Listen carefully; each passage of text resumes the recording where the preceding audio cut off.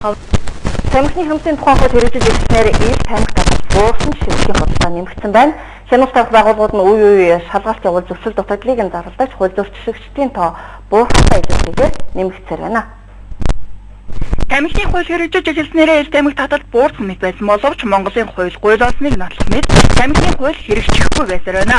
Дурдаад өгснөөс очоод худалдаж авдаг байсан замбрааг үйлчлэлээс болох нийгэмд ашигтай, худалдаачдад ашиггүй мэдээжээ. Тиймээс тамхи аялдаад ширхгээр худалдаалж хавтал эд зэвсэглэх болсон. Хоригдчиход байгаа ширхгийн тамхи аяллын 100 төгрөгөөр нэмэгдээд 300 төгрөгөөр нүднээс дарагцаар бар папд борлуулсаар байна.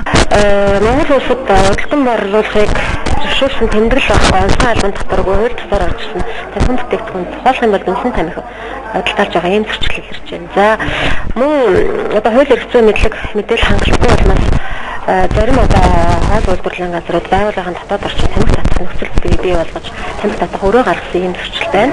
Тамхины аяллаа тухай хуулийн хуучин хуулиндаар бол тамхи татах өрөө тамхи татах заал гэж байсан шүү дээ.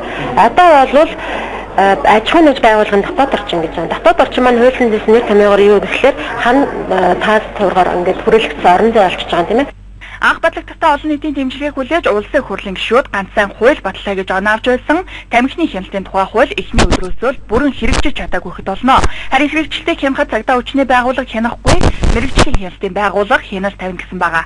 Мэрэгжлийн хяналтаас үе үе шалгалт явуулдаг үүгээрээ зөвчнөө зөрчил илрүүлдэгч бодит байдал дээр хумигдаад байгаа зүйл харагдахгүй эсрэг байна. Хууль гэдэг батлаад хайдаг тоглоом биш. Тиймээс батлсан нөхөд хуулиа хэрэгжүүлэхэд санаа тавих хэрэгтэй юм а.